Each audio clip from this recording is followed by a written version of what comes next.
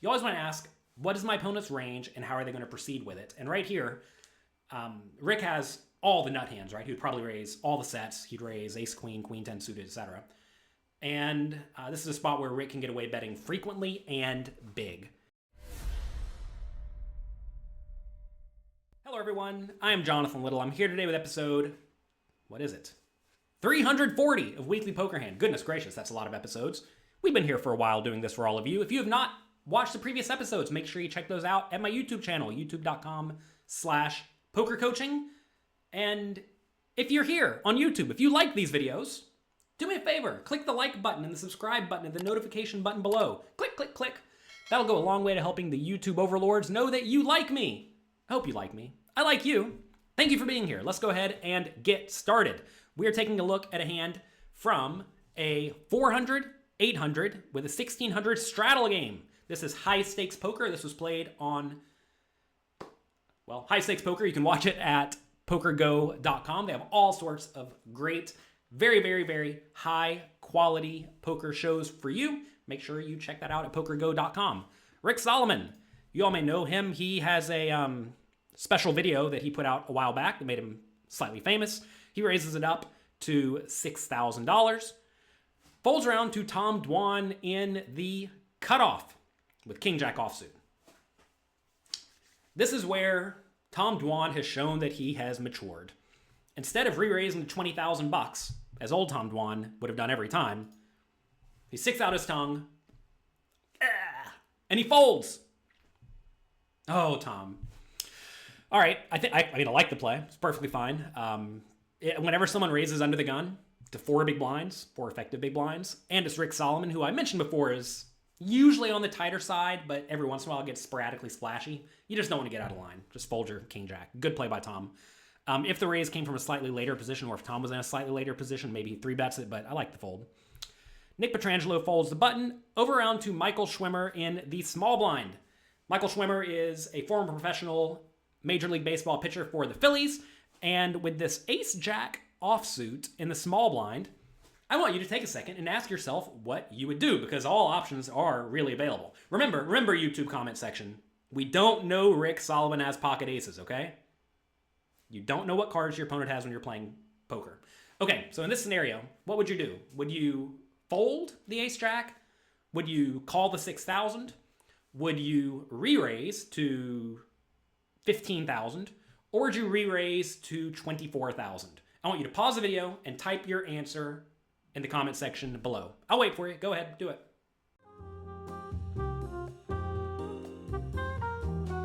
All right, did you do it? I see a few of you did not. Okay, stop, everyone. I'm serious. Go down and write your answer in the comment section. I'll wait a few more seconds for you.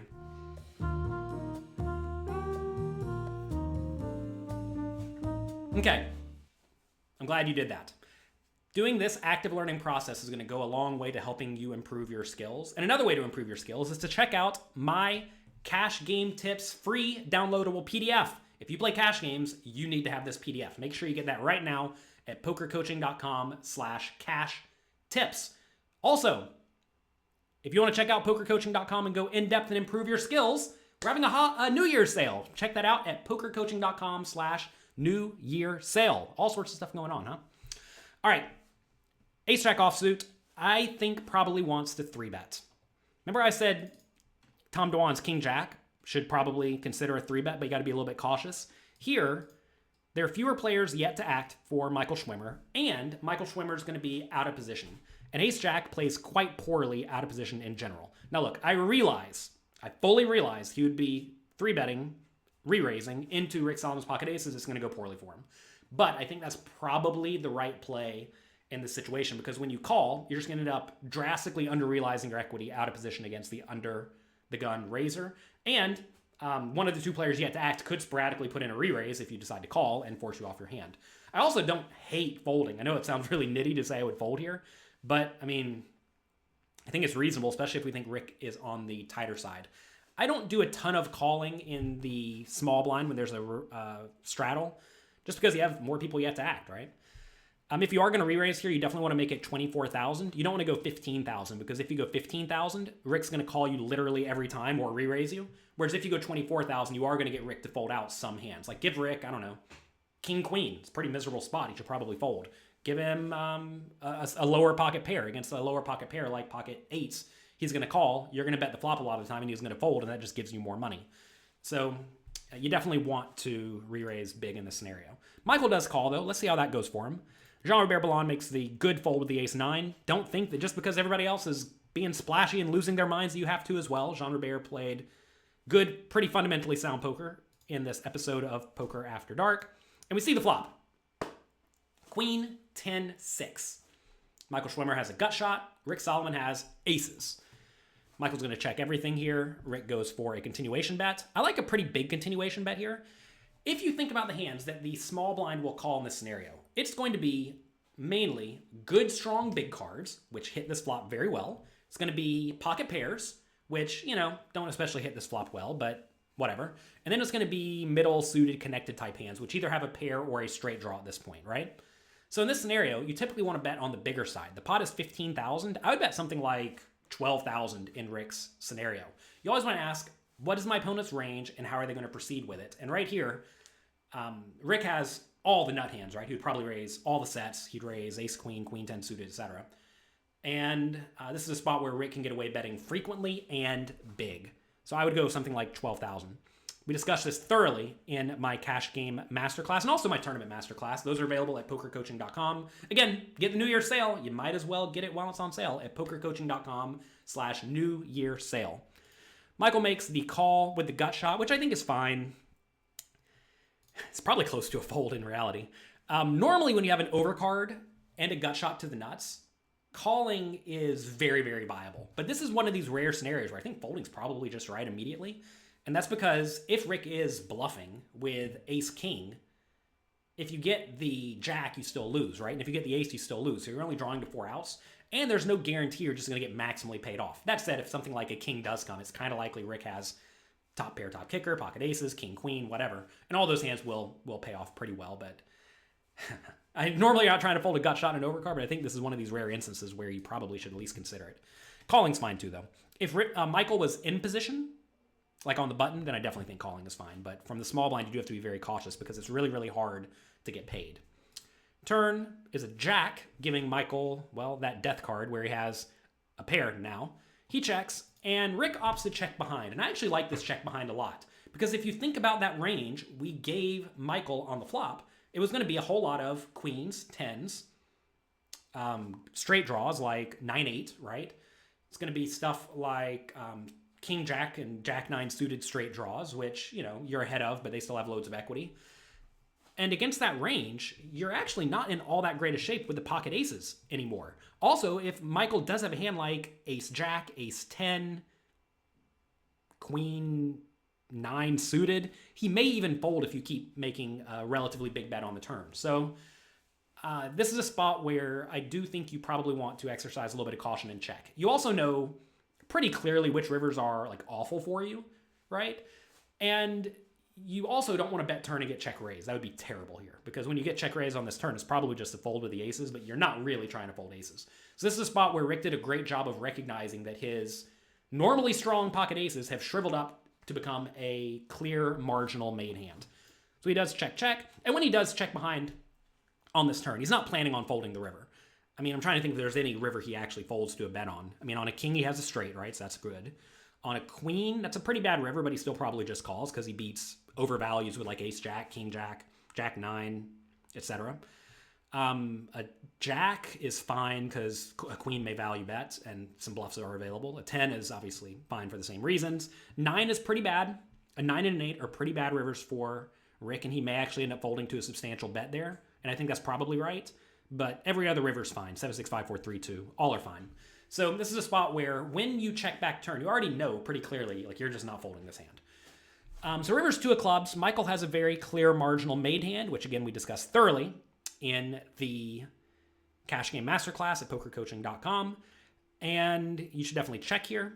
He does check. There's no point in trying to turn this into a bluff, as some people think, Because in reality, I don't think this ace-jack wins all that often at the showdown, but it does every once in a while. When Rick has a hand like pocket nines or ace-10 or 10-9, it's probably just going to go check-check and you win. So this is not a hand you want to turn into a bluff. Hands you would consider turning into a bluff here are going to be hands like ace-6 suited, maybe. That's a hand that probably doesn't win at the showdown. You probably don't have 6-5 suited ever. Remember, there was this weird 4 big blind raise pre-flop in a straddle pot. Maybe don't even have ace-6 suited. This is one of these scenarios where you definitely want to be hyper aware of what your actual range looks like. And maybe a hand like 10-9 opts to bluff, or a hand like ace-10 opts to bluff. Because it is relatively easy for Rick to have a hand like ace-jack or king-jack here, right? And ace-jack or king-jack could easily fold to a substantial bet. You want to be very careful in these scenarios in Michael's shoes that you are not only betting when you have the nuts or an effective nut hand, which a lot of people will do in this spot. And given Michael's range preflop has to be pretty tight, it's kind of hard to find logical bluffs. And when it's hard to find logical bluffs, usually like bottom pair with some sort of blocker is one of the best hands to use as a bluff when there are no other busted draws available. Anyway, he checks his ace-jack, which is fine. Rick does go for the value bet. I do think a value bet is in order. Even though backdoor clubs arrived, you're not so worried about that. Pot's 31,000. We're trying to get called by a queen or a jack, right? How much will a queen or a jack call on this very coordinated board? Well, probably about half pot. I actually think this is a pretty nicely played hand by Rick. I would have raised it 3 big blinds pre-flop, or 3 units of the straddle pre-flop. But besides that, I like the way he's played this. He does go for this bet. Michael Schwimer comments right now. This could be a super donkey call, but I'm gonna do it. He calls, and Salomon shows him the bad news with the pocket aces, and he says, aces win. That was the perfect bet. And it probably actually was the perfect bet, because again, what is Rick trying to get called by? He's trying to get called by ace-queen, king-queen, queen-9, ace-jack, and king-jack, and maybe jack-9. And those hands just cannot call a substantial bet. One thing worth noting, some people, when they do make this bet, like half pot in this scenario, this is almost always an indicator of a strong but non-nut hand. Not always, but often. Some players will have this tendency. If they do have this tendency where this is always a strong but non-nut hand, you should definitely consider putting in some check raise bluffs if you think they will be willing to fold it. Like right here, if Michael Schwimer dials it up to $75,000, whoo, what do you do with those pocket aces in Rick's shoes then? Certainly a horrible spot. Notice in this scenario, Michael could definitely have flushes. He could definitely have straights. And he could read this bet as a strong but non-nut hand. And when he makes it that 75K, ooh, that would be dirty. If you play a lot of very, very high stakes games or watch a lot of very high stakes games, you will see a lot of the best players in the world do a whole lot more river raising and check raising than you may be accustomed to. So make sure you don't open yourself up to get crushed in that scenario if your opponents will actually take advantage of you. I actually have a tournament masterclass. I know this is a cash game video, but I have a tournament masterclass where I go through all of these strategies on the river and how to balance your river raising and check raising range. So make sure you check that out at pokercoaching.com. We're having the New Year sale. So get that at pokercoaching.com/New Year sale. After all of this, Michael does make the call. Big pot goes over to Rick Salomon and he chips up. He'll be able to buy some more high-quality recording equipment for his next video ventures. Good luck in your games. Have a great week. Thank you very much for being here. Again, if you enjoyed this, click the like button. Click. And I'll talk to you next time. Bye-bye. Thanks for taking the time to watch this video. I hope you enjoyed it. If you want more strategy lessons, pre-flop charts, and interactive quizzes, make sure you get your free membership to pokercoaching.com right now at pokercoaching.com/free. I'll talk to you next time.